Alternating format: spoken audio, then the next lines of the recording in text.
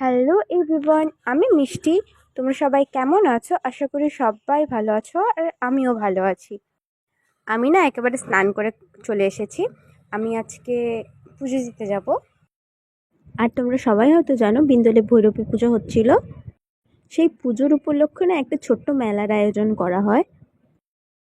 আর ঠিক রাখি পূর্ণিমার সময় পুজোটি হওয়ার কারণে আমি খুব কম বারই এখানে ওই সময় থাকতে পারি, কারণ ওই সময় ভাইকেও রাখি পরাতে আমাকে শিলিগুড়ি যেতে হয়। তো আমি এই যে রেডি হয়ে নিয়েছি, তারপরে মন্দিরের জন্য বেরিয়ে পড়ব। এই যে আমরা মন্দিরে চলে এসেছি।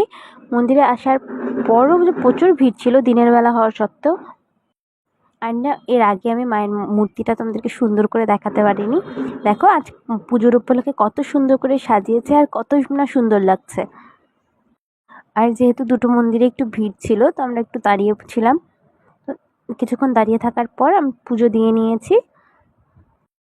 আমি না সোমবারে গিয়েছিলাম পুজো দিতে, আর সোমবারে তো শ্রাবণ মাসের শেষ সোমবার রয়েছিল।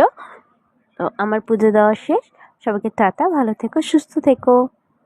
আর কে কে মেলায় এসেছো অবশ্যই কিন্তু কমেন্ট করে জানাবে।